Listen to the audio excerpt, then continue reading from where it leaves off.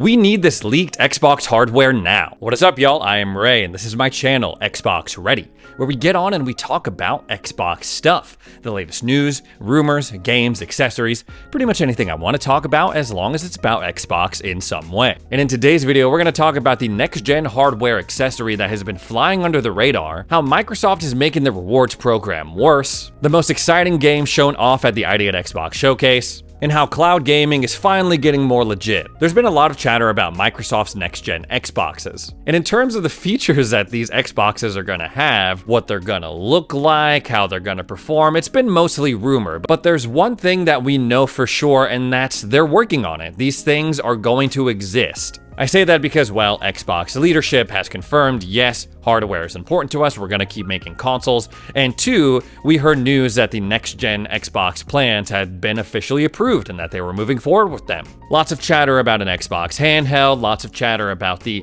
Series X successor, maybe it's gonna have Steam on it, maybe it's gonna do all this other stuff. Maybe it's gonna do all this other stuff with AI generative upscaling. Maybe they'll have AI make your games for you. But in the midst of all that back and forth, there is another, less talked about bit of Xbox hardware that is set to launch alongside these new consoles. I am of course referring to the elusive Sibyl, a controller that randomly showed up at the end of 2023 when all of those other Xbox leaks showed up, the ones with Brooklyn, with Elwood, the revamped Series X and S. This controller is once again popping up in the Xbox news cycle because Ecstasis, our boy Ecstasis, he's a Spanish-speaking YouTuber, content creator, leaker. I would put his track record as pretty good. He was recently talking about Sibyl on his channel because he apparently came across these xCloud leaks or data mined stuff. And those data mined xCloud files are allegedly related to this new controller. Now, seeing these headlines and watching his video,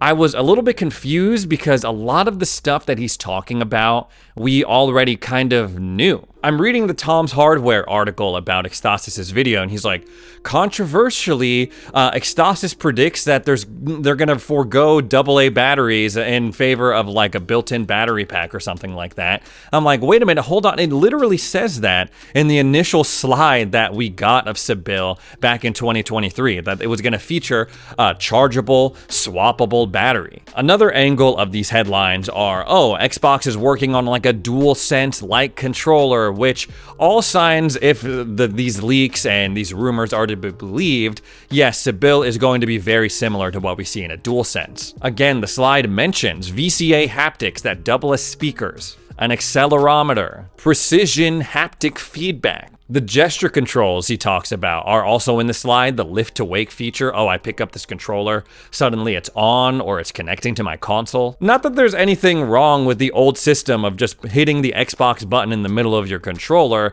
but I will admit picking up your controller's already on, that's pretty cool. It does make sense that these data mine leaks from the xCloud servers would be having to do with Sibyl in some way, because one of the more prominent rumors surrounding this controller is that you'll be able to connect it directly to Xbox cloud gaming servers. This is one of the more interesting features to me, especially as Xbox barrels ahead into this cloud gaming future, the final frontier of gaming in terms of market share. Because the more that they can cut down on controller latency, which has been a problem for me across multiple devices like the Amazon Fire Stick, my PC, my console, my phone, my iPad, suddenly that opens up so many more possibilities for them. No longer is cloud gaming looked at this thing oh, it's nifty, but it's really only meant to be played with turn-based games or strategy games. With reduced controller latency, it becomes totally viable to play games like Black Ops 6, any other shooter in their catalog, any Halo game, Gears, all of the action games that are coming up for them in the near future. There are a lot of other things that they need to do in order to get cloud gaming up to snuff, especially with their competitors, but if they can cut down on controller latency, it makes for a much better pitch to say, yeah, you really can play your games anywhere, and it'll be pretty fun no matter what you do, whether you're playing on console, PC, or cloud. And of course, the haptics are gonna be awesome. Back in December, we saw a patent for these, which explained why this controller looks like it's wearing pants. These grips, according to this latest patent, house the haptic motors that can direct high-definition impulses. I'm hoping that relative relatively soon after this controller comes out, we'll see the immediate benefits of these haptic motors. Because sure, you can put all the fancy stuff on your controller that you want to, but if the games don't support it, if they don't add to that immersion, what is the point? To me, Sibyl, even though there's been a lot of chatter about the Xbox handheld, a potential PC console hybrid for the next-gen Xbox, Sibyl is quietly one of the more important aspects of Xbox's business going forward. Especially with its direct-to-cloud capabilities, in a weird roundabout way, it is sort of like a console of its own. With Sibyl, you'll be able to turn on your Samsung TV or LG now in the near future, go to their gaming hub, boot up cloud gaming, connect your controller directly to the cloud, and have a pretty decent experience, in theory. Sibyl, in a way, represents the current Xbox identity. You can use this controller with cloud, with PC, with console, and especially if they can get all of those features with the haptics, with the wake to lift feature or whatever on cloud that you can on console and PC, that's going to be awesome. Sibyl could also finally bridge the gap between customers who are only interested in Xbox cloud gaming. I don't know where those people exist. Apparently, there is a huge market for that in Asia, but an Xbox controller with cloud-centric features built into it, coupled with like a cloud gaming only tier, that sounds like a lot better sell than, oh, buy any of our wireless controllers and then subscribe to Game Pass Ultimate. I'm super excited to see this controller. It's, again, supposed to launch alongside the next generation of Xbox consoles. I doubt we'll get a reveal anytime soon, but we're for sure gonna get more leaks because we're always getting leaks of Xbox controllers, whether it's new designs, new colors. So new Sibyl leaks, that's an inevitability. But while Xbox fans might be looking towards this new controller, towards the future of Xbox hardware and accessories with hope, there's something going on in the present right now that's getting them kind of angry. Because apparently Xbox is raising the price of Game Pass, specifically if you're paying with it using Microsoft Rewards points. Apparently some people are getting an email that reads, "We wanted to let you know that we will be discontinuing Microsoft's Rewards auto-redeem subscriptions for Xbox Game Pass Ultimate, Game Pass Core, PC Game Pass on April 20th. This change is due to a recent increase in Microsoft Rewards points needed for Xbox Game Pass subscriptions purchased with rewards points.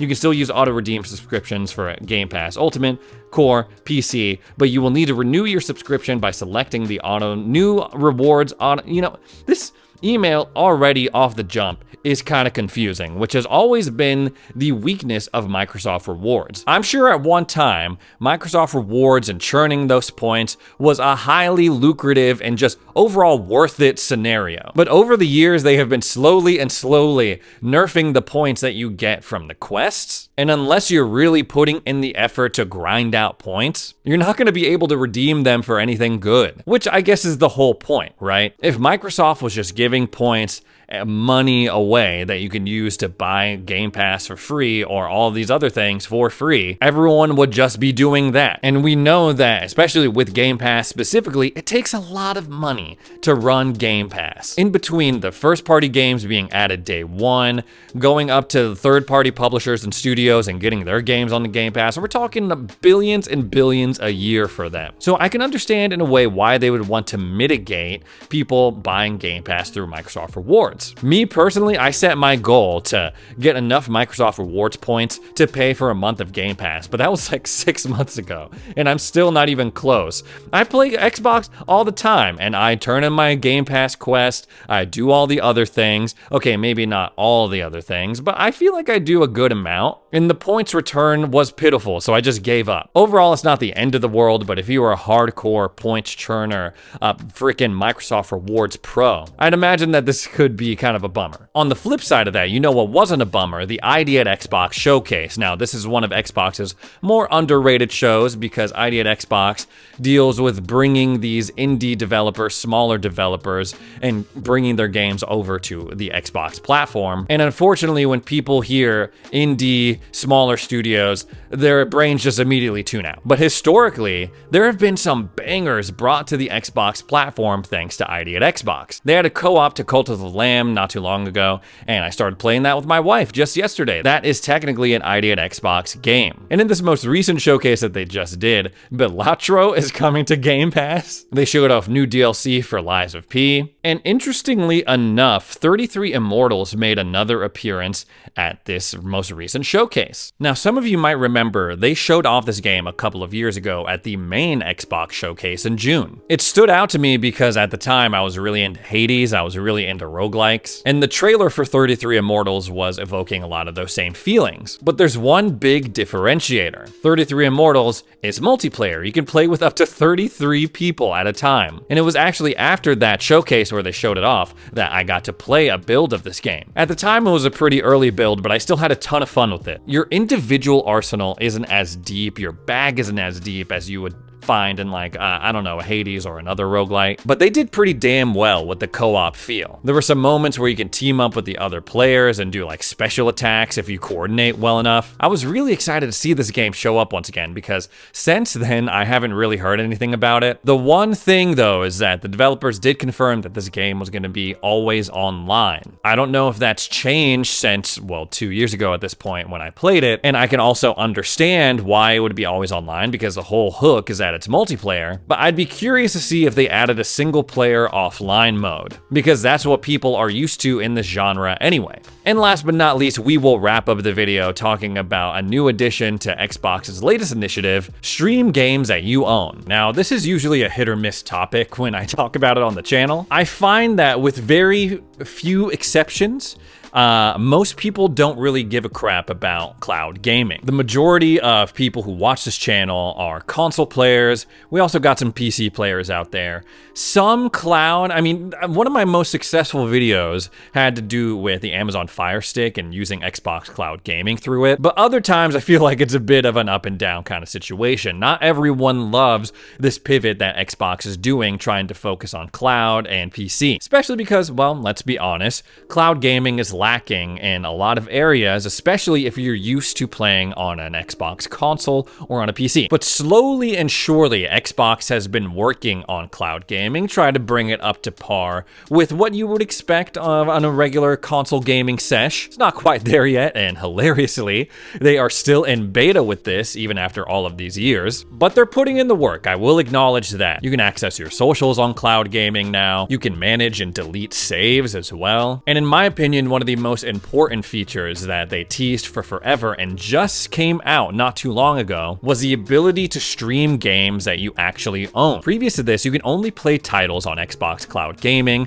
that were part of the Game Pass Ultimate library. If it wasn't part of Game Pass Ultimate, tough luck. You couldn't do it. You couldn't stream it, which I always thought was weird as hell because that's something you can do on Google Stadia, rest in peace, years ago. And I know that there's like licensing and rights and all of this like legal mumbo jumbo and red tape, but that seems like a pretty important feature to have figured out, especially when Xbox has these massive cloud gaming ambitions, turning every screen into an Xbox, reaching these players in these regions that wouldn't buy a console. And I will say, after they implemented this, cloud gaming felt a little bit more legit. Going to xbox.com/play and seeing games that I had purchased in like my suggested titles, games like Cyberpunk, Space Marines 2, The Witcher, that was really cool to see. Not every game that you buy through the Microsoft Store or the Xbox storefront supports it, but I can only imagine that the list of supported titles is gonna keep growing, which is what happened just the other day because they added 3 more titles that you'll be able to stream if you buy them. Those games are Broforce, The Talos Principle 2, and Tomb Raider 4-6 Remastered. They've also added a few more games to this list since I filmed this video: Blasphemous 2, Gris, Maneater, Space Engineers, and Warhammer 40k Bolt Gun, which is super fun. Seems a little weird that the second trilogy for Tomb Raider is supported in this and not the first one. And it's those inconsistencies that Xbox needs to iron out. And number 2, they have to get moving on this faster. They kind of dragged their feet on cloud gaming for a little bit after the CMA denied their Activision Blizzard bid, but they got to go full steam ahead on this now. Now is the time to strike. Lay the groundwork down, especially because their competitors in the space are offering a better product in many ways. It's hard for someone like me to go and subscribe to GeForce Now, even though it might be a superior game streaming experience because I have so much of my time and energy and money tied up into the Xbox ecosystem already. I have Game Pass Ultimate, so it just makes sense to stream games using that. But as they have so clearly said over the past couple of weeks, they're not after my money. They already have me. They're trying to grow. They're trying to appeal to other gamers and acquire them without having to sell them a console. If they're gonna do that, they need to have a cloud gaming only tier. Screw all of this subscribe to Game Pass Ultimate and you get access to cloud gaming. Like, how awesome would it be if Xbox came out, especially for a game that's Play Anywhere, if they could say, hey, you buy one copy of our game, you can stream it, you can play it on PC, and you can play it on console. That's 3 for the price of 1. But no, there's always these little caveats, like you can stream these games you own, but it's not every game. We're slowly adding to the list. And also you need Game Pass Ultimate. You gotta pay $20 a month for it. Xbox can do some exciting stuff in the cloud gaming space, especially with their infrastructure and their stable of IP. And we've seen already how a good game can juice up excitement in cloud gaming. At one point, Xbox was saying that Indiana Jones was the most played or streamed game over Xbox Cloud. And it's really exciting to see all of these different facets that Xbox has been working on kind of separately join together and make something really cool or produce a really cool result like that. Anyways, guys, that's all the Xbox stuff I have to talk about today. Thanks so much for joining me for another edition of Xbox Ready. If you made it this far into the video, consider subscribing. Help me on my journey to 200,000 subs. Thanks again for watching, and we'll see you in the next video.